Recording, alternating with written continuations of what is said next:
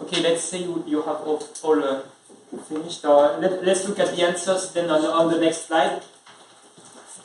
So, actually the first and the last lines are quite simple. So the first line is just you multiply the number of parameters by 10. For each of your parameters, you do 10 simulations to look at the outcomes of the model. For the full exploration, so you have to look at all values for all parameters. So each time you add a new parameter, you multiply the simulations you had done before by 10. The 10 new values which you want to explore. So it's 10 to the number of parameters. So for n, it's 10 to the n, and in this case, it's just 10 times n. Okay, there was a slight difficulty with if you look at parameters 2 by 2. So if you have only 2 parameters, there's only one way to choose those 2 parameters. You look at them 2 by 2, so you have you do your 10 by 10 100 simulation. So it's those 2 numbers are actually the same. Yeah. Then with 3 parameters, we said there was 3 possible planes in the 3-dimensional space. You remember? So it's there are 3 ways to choose your couple of 2 parameters. So you use xy, yz, and xz, and then you have all combinations. And actually, if you have 4, 5, etc., the number of parameters is changing. So it's you have 6 combinations if you have 4 parameters. You have 10 if you have 5.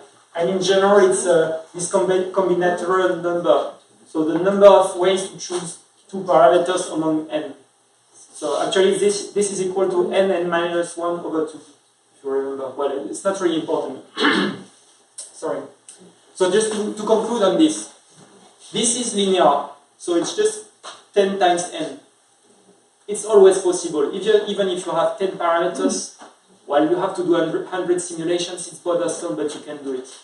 But you have this very, very superficial exploration of the parameter space, the one we described before, just looking at the lines.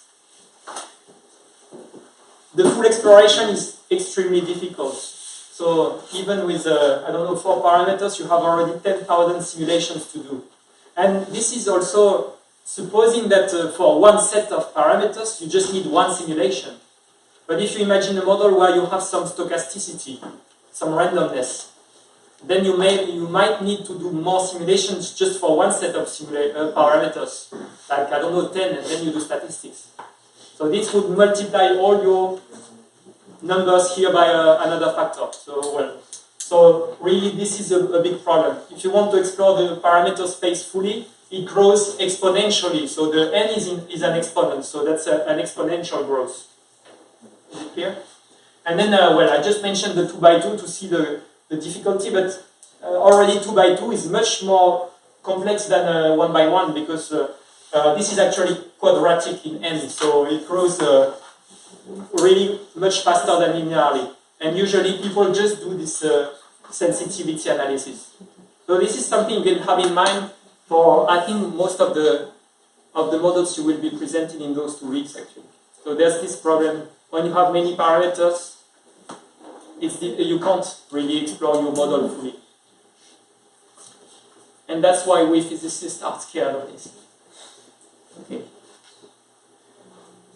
And the conclusion, of course, is to be parsimonious, the parsimony principle. You want to avoid being trapped in this frightening complexity and being lost in a parameter space you can't explore.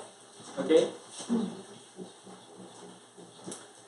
I will say just one more thing about this, because there's a very related problem in rather in data analysis, in statistics.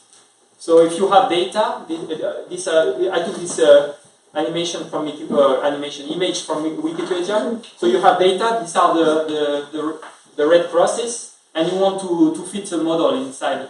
So let's say you choose a polynomial model, and you have to choose which degree of polynomial you want to use. So this would be degree 0. You just draw a horizontal line at the average, and then you can do degree 1. So you fit a straight line, degree 2, etc. And then when you increase the degree, of course you increase the R square, so you come closer and closer to 1. And actually, you can see when you reach degree 9, that, chi square is 0, R square is 1, you go exactly through all points. But this is actually non-informative at all, because there is a theorem which tells you if you have 10 points, then there is one polynomial which goes of degree 9, which goes through all points. So already a theorem is telling you that this polynomial exists. To have it is no information. So any n points can be fitted by a n-1 polynomial, exactly. So this gives you no information.